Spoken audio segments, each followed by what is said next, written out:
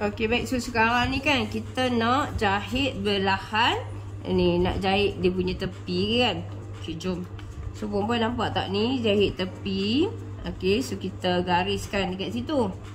Okey, buat satu garisan kat situ lah. Okey, lepas tu nak naik ni buat lebih kurang dalam 1 inci. Lepas tu perempuan daripada garis tu perempuan ni buat dia segi 3 macam tu. Okey. So terpulang lah, sama ada nak jahit kot ni terus turun pun tak apa. Kalau nak bagi naik macam ni pun tak apa. Macam tu. Okey, lepas tu kita nak jahit dia. Bismillahirrahmanirrahim.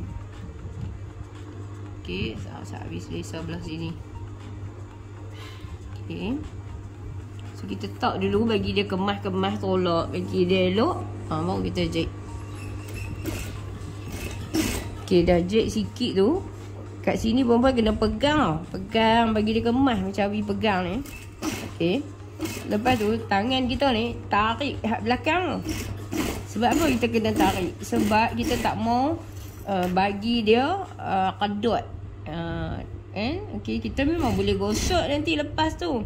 Tapi kita bila kita tarik tegang, dia takkan teruk lah sangat kan berkedut tu. Okey, lepas tu kita jahit je. Sebab tu lebih mudah kan. Kalau perempuan newbie, perempuan tanda je. Tanda je. Dia mudah kan kita buat kerja.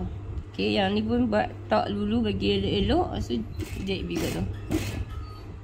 Jagalah jangan bagi dia terkejun pula kan. Okey. Saya ada satu lagi tu. Satu mata lagi. Macam tu. Okay, ni pun sama. Bawah ni kita pegang dia bagi cekang. Nampak tak? So, bila kita pegang dia cekang. Lepas tu kita tarik. Tariklah kat belakang tu. Okay. Macam tu. Okay, lepas tu kita dah boleh tetas. Sana. Buka dia sikit ni. Yang ni. So, kita tetas.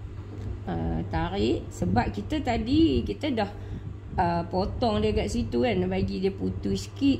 So kita nampak tak?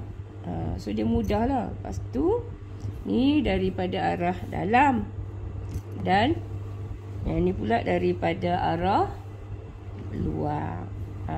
Macam tu.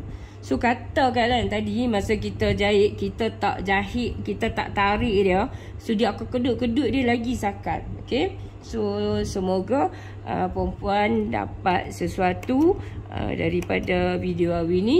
So kalau kata perempuan faham, tolong komen faham. Okay. So yang ni adalah belahan untuk kurta. Okay, bye. Assalamualaikum.